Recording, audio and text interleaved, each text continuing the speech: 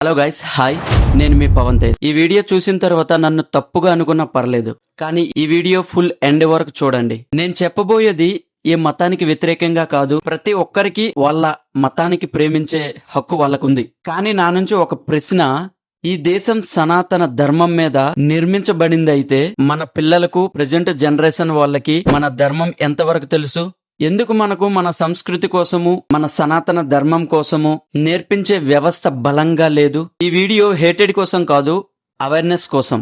నేను చిన్నప్పుడు క్రిస్టియన్ స్కూల్లో చదివాను. అక్కడ స్టడీతో పాటు వాళ్ళ ప్రార్థనలు, క్రిస్టియానిటీ ప్రార్థనలని, బైబిల్ కోసమని, డిసిప్లైన్ అని, ఇట్లాంటివి వాళ్ళ మతం కోసం చదువుతో పాటు అవి కూడా నేర్పించేవాళ్ళు. అలాగే ముస్లిం స్కూల్లో కూడా, ఇస్లామిక్ స్కూల్స్ లో కూడా వాళ్ళ ప్రార్థనల కోసము, వాళ్ళ ఇస్లామిక్ ఖురాన్ కోసం అవ్వచ్చు, వాళ్ళ పిల్లలకి చిన్నప్పటి నుంచే వాళ్ళ కల్చర్ని మొత్తం నేర్పిస్తారు. ఇట్లా వాళ్ళ చిన్నప్పుడే వాళ్ళకి ఇవన్నీ నేర్పించడం తప్పేం కాదు. ఎందుకంటే ప్రతి కమ్యూనిటీ వాళ్ళ ఐడెంటిటీని ప్రొటెక్ట్ చేసుకోవాలని చూస్తుంది.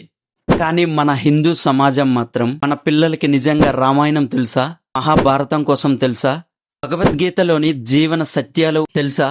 చాలా మందికి తెలియదు. ఎందుకంటే మనం కెరీర్ కోసం పరిగెడతా ఉంటుంటాం, కానీ రియాలిటీ ఏంటంటే మన రూట్స్ మర్చిపోతున్నాం. మనం హిందూ ధర్మం అంటే కేవలం పూజలే కాదు, ఇది ఒక జీవన విధానం, రెస్పెక్ట్, ధర్మం, డిసిప్లైన్, కర్మ, హ్యుమానిటీ.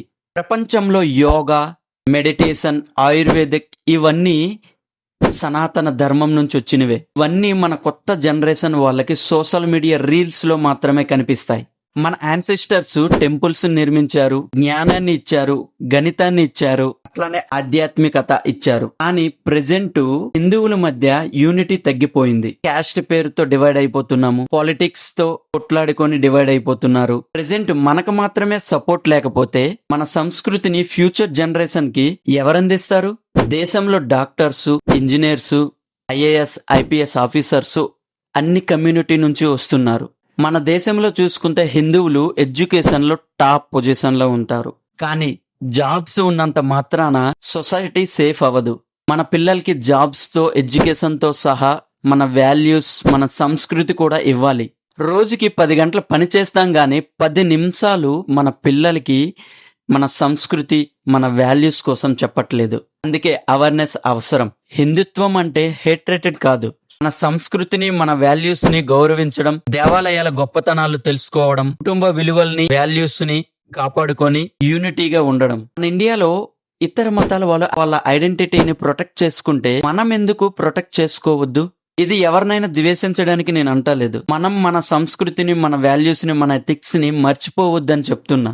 భారతదేశం టెక్నాలజీలో సూపర్ పవర్ కావాలి, కానీ మన సంస్కృతిని కోల్పోయి కాదు. మన పిల్లలు ఫారెన్ లాంగ్వేజెస్ ని నేర్చుకోవచ్చు, మాట్లాడొచ్చు, కానీ మన ధర్మం అనే పదానికి మీనింగ్ కూడా తెలిసి ఉండాలి వాళ్ళకి.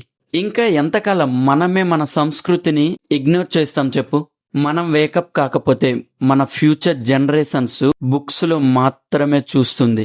ముస్లింలు తన మతాన్ని బాగా ప్రొటెక్ట్ చేసుకుంటారు. ఇప్పుడు మన ఇండియా ప్రకారంగా చూసుకుంటే, ఇండియాలో ఒకప్పుడు వాళ్ళు 10% లా ఉండేవాళ్ళు, కానీ ప్రెజెంట్ వాళ్ళు 30 నుంచి 40% లో ఉన్నారు. ఎట్లా వాళ్ళు ఇంతమంది పెరుగుతున్నారు? మన హిందువులు ఒకప్పుడు 90% ఉండేవాళ్ళు, కానీ ప్రెజెంట్ 60-65% ఉంది. ప్రతి కమ్యూనిటీ వాళ్ళ సొసైటీని, వాళ్ళ సంస్కృతిని ప్రొటెక్ట్ చేసుకుంటున్నాయి. నన్ను మీరు మతస్థుడిగా అనుకున్నా పర్లేదు, కానీ ఒక విషయం మాత్రం నిజం. ఇంతకు ముందు నుంచి నేను వీడియోస్ చేస్తూనే ఉన్నాను. చాలా మంది అంటున్నారు మతం కోసం మాట్లాడొద్దు, విభేదాలు వస్తాయి అని చాలా మంది కామెంట్ కూడా చేస్తున్నారు, నాకు పర్సనల్ గా కూడా చెప్పున్నారు. అయితే ఒక ప్రశ్న: ప్రతి మతం వాళ్ళు వాళ్ళ రిలీజన్ ని ఎందుకు ప్రచారం చేస్తున్నారు? అండ్ స్కూల్స్ లో, ఇన్స్టిట్యూట్స్ లో, మిషనరీస్ లో గ్యాదరింగ్స్ ద్వారా తన బిలీఫ్స్ ని స్ప్రెడ్ చేస్తున్నారు. ఎందుకు మన హిందువులకే కన్వర్సేషన్ జరుగుతున్నాయి? దానికి కారణం ఒక్కటే: ప్రతి కమ్యూనిటీలో తమ ఐడియాలజీ, కల్చర్, బిలీఫ్ ఇట్లాంటివి సర్వైవ్ కావాలని కోరుకుంటుంటారు వాళ్ళు. ఇది వాళ్ళ హక్కు అయితే మన హిందువులు మాత్రం తమ ధర్మం కోసం మాట్లాడితే తప్ప?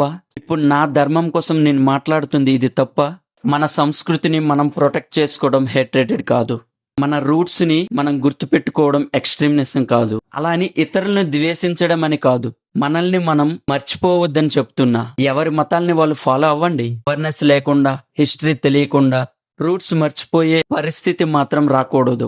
ఈ వీడియో మీకు నచ్చితే షేర్ చేయండి. ఎవరిని హేట్ చేయడానికైతే మాత్రం కాదు, మన ధర్మాన్ని గుర్తు చేసుకోవడానికి, తెలుసుకోవడానికి. ప్రతి మతాన్ని గౌరవించండి, కానీ రూట్స్ ని మాత్రం ఎప్పుడూ మర్చిపోవద్దు. మన ధర్మం యొక్క రూట్స్ ని గర్వంగా చెప్పండి, నేను హిందువును అని.